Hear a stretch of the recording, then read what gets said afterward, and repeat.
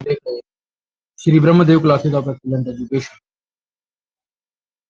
आज फिर से हम एक नए लेक्चर की तरफ चलेंगे बच्चों। मैं उन सभी दोस्तों से गुजारिश करूंगा जो इस चैनल पर पहली बार आए, बेल आइकन को प्रेस कर लीजिए, क्योंकि इस चैनल के माध्यम से जो भी हम सीखेंगे बहुत डिटेल के अंदर सीखते हैं बच्चों। तो JEE नीट जैसे एग्जाम्स के लिए बहुत ही कारगर रहने वाले हैं सारे के सारे लेक्चर्स। फिजिक्स के लिए हम पढ़ते हैं, ठीक है, और भी चीज़ों के लिए पढ़ेंगे। पहले फिजिक्स की सीरीज जो है वो कंप्लीट जब हो जाएगी, ठीक है, तो हम कहीं ना कहीं जब बच्चों की डिमांड होगी तो अन्य सेक्शन पे भी चलेंगे, ठीक है। केमिस्ट्री के लिए हमने 2-3 लेक्चर रिकॉर्ड करे हैं, आप जाके देख सकते हैं, ठीक है। सारी बातों को एक साइड रखेंगे और कहीं ना कहीं हम चीज़ों को बहुत ही अच्छी तरीके से पढ़ने वाले हैं।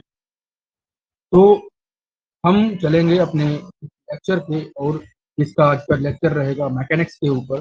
One of the most important point, one of the most important lecture of the week.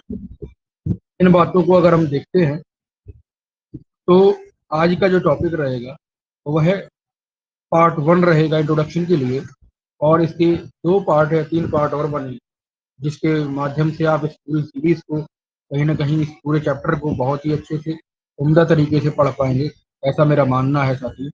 चलिए बिना किसी देरी के हम स्टार्ट अपना करेंगे लेक्चर, जो है मैकेनिक्स, ठीक है। मैकेनिक्स के अंदर 2 ब्रांचेस होती हैं बच्चों। आप अगर जानते हैं तो बहुत अच्छी बात है, और नहीं जानते हैं फिर भी इसको सीखेंगे।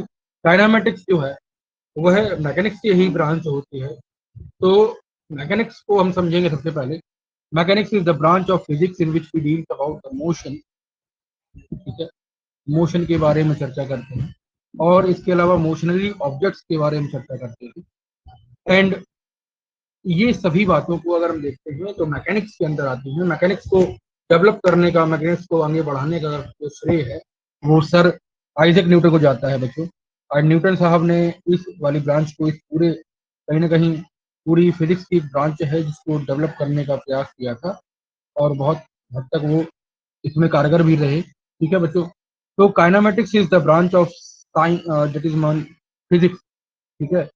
तो काइनेमेटिक्स 2 पार्ट होते हैं, देखो ध्यान से। मैकेनिक्स जो है बच्चों, साथियों, मैकेनिक्स जो है वो मोशन या मोशनरी ऑब्जेक्ट से रिलेटेड उसको स्टडी करने के लिए एक फिजिक्स की ब्रांच होती है। इसके 2 पार्ट होते हैं। पहला होता है काइनेमेटिक्स। एक एक पॉइंट डिस्कस होगा, एक एक पॉइंट हम क्लियर करेंगे साथी। कहीं नहीं जाइएगा, 1 घंटे के लिए मुझे टाइम दे दीजिए, और मैं यह दावा करता हूँ कि आपकी जो फिजिक्स है वो बेहतरीन हो जाएगी साथियों, ठीक है। चलते हैं, ध्यान से समझिएगा कि काइनेमेटिक्स जो है वह पहली ब्रांच है, और मैकेनिक्स की दूसरी ब्रांच जो है बच्चों वो होती है डायनामिक्स, ठीक है। काइनेमेटिक्स जो है अगर बात करते हैं कि it is the branch of mechanics in which we deals about the motion and motionary object without without going into the details of factor of the motion, ठीक है। जैसे इसको हिंदी में भी बता सकता हूँ। जैसे मान लीजिए काइनेमेटिक्स क्या है, एक वह शाखा है फिजिक्स के अंदर, ठीक है, जिसके अंदर हम गति और गतिमान चीजों के बारे में पढ़ते हैं बिना किसी कारक के या बिना किसी उसके डिटेल के अंदर जाने के, ठीक है। जैसे कोई ड्राइवर है, वो ड्राइविंग कर रहा है, तो उसको internal mechanism of the vehicle का ज्ञान ना हो उससे कोई संपर्क नहीं है। केवल वो लॉ ऑफ जो हुनर हैं, किसके ड्राइविंग के हुनर हैं, वो उन्हें आने चाहिए। कैसे स्टीयरिंग पे बैठना है, कैसे स्पीड एक्सीलरेटर करना है, कैसे क्लच के लिए हमें देखना है, ब्रेक्स के लिए हमें देखना है, और सारे ट्रैफिक रूल्स का कहीं ना कहीं उसको भान होना चाहिए। वो एक अच्छा ड्राइवर बन जाएगा। जरूरी नहीं है कि इंटरनल जो व्हीकल की इंटरनल जो मैकेनिज्म है उसको ही कहीं ना कहीं पूरा जानता हो, ऐसा नहीं है बच्चों। तो काइनेमेटिक्स भी वही चीज करती है कि मोशन और मोशनरी ऑब्जेक्ट मतलब गतिमान चीजों के बारे में डिस्कस करती है। गति क्यों हो रही है, उसके पीछे क्या लग रहा है, क्या उसका फैक्टर अफेक्ट कर रहा है उस चीजों को, ठीक है। उन सभी बातों पर डिस्कशन नहीं होता है। क्लियर है चीजें। इस वाले हम यूनिट में अंदर हम फैक्टर्स पे डिस्कशन नहीं करेंगे, हम नॉर्मल नॉर्मल चीजों को देखेंगे, और उससे जो कंसेप्चुअल बातें निकल के आएंगी उनको पढ़ेंगे, ठीक है बच्चों। अच्छा, दूसरी इसकी ब्रांच है मैकेनिक्स की ब्रांच है जिसको कहते हैं डायनामिक्स, ठीक है। Dynamics is that branch of science या that branch of physics we can say, so that deals with the motion and motionary objects and also the factor including that, ठीक है। जो फैक्टर अफेक्ट कर रहे हैं, जो फैक्टर उसमें कहीं ना कहीं इंडल्ज हो रहे हैं, तो वो रिस्पॉन्सिबल हैं उस मोशन के लिए, उस गति के लिए, गतिमान वस्तुओं के लिए, तो वह जो है ब्रांच वह डायनामिक्स कहलाती है। क्लियर है चीजें? अब बात करते हैं कि इस वाली टॉपिक में, इस वाले लेक्चर के अंदर हम क्या क्या पढ़ेंगे। पहली बात है बच्चों, दोनों बातें समझ आई, काइनेमेटिक्स और डायनामिक्स क्या है। चलिए इसमें हम देखेंगे कि एग्जाम्पल जो है, how the objects can at rest और इन मोशन और साइमल्टेनियसली। साइमल्टेनियसली मतलब एक साथ, या रेस्ट में या मोशन में कैसे आती हैं, ये हम पढ़ेंगे with the help of the examples. फिर हम बात करेंगे टाइप्स ऑफ मोशन। क्लियर है चीजें? फिर बात करेंगे कि डिस्प्लेसमेंट और डिस्टेंस में क्या अंतर है, इसके साथ स्पीड और वेलोसिटी में क्या अंतर है, वेक्टर और स्केलर क्वांटिटीज क्या होती है, ठीक है। इन बातों को बहुत ही डिटेल में हम डिस्कस करने वाले हैं। जैसे एक एरोप्लेन हवा में उड़ता है, कैसे उड़ता है, क्यों उड़ रहा है, ठीक है, ये सब बातें डिस्कस करेंगे। एक वैगन व्हील है, एक व्हील है जिसको हम कहते हैं आसमानी झूला, ये कैसे चलता है, इन सभी बातों को डिस्कस करेंगे। क्लियर है बातें? और भी चीजें हैं, हम इसको नेक्स्ट लेक्चर के अंदर डिस्कस करेंगे बच्चों। तो सभी बातों को अगर हम देखें तो स्पीड, वेलोसिटी, एक्सीलरेशन, ठीक है, इसके अंदर प्लॉट करेंगे ग्राफ्स वगैरह, स्पीड टाइम को लेकर, कई सारी चीजों को लेकर, एक्सीलरेशन, वेलोसिटी को लेकर, ठीक है, चीजों को ध्यान से समझेंगे। अब बात आती है कि जो इसका मेन कहीं ना कहीं सिनेरियो है वह क्या है, ठीक है। मेन सिनेरियो को देखते हैं बच्चों, तो बात समझ आती है कि the different types of what we can say motion. Clear है?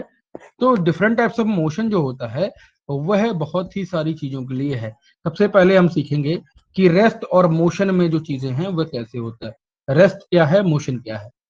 रेस्ट को अगर हम देखें तो रेस्ट में कोई भी चीजें जो विराम की अवस्था में है या स्टेशनरी है, ठीक है, ये स्टेशनरी टर्म बहुत ही ध्यान से समझिएगा क्योंकि न्यूमेरिकल्स बनाते समय इस वाले टर्म का बहुत ही ज्यादा उपयोग होने वाला है।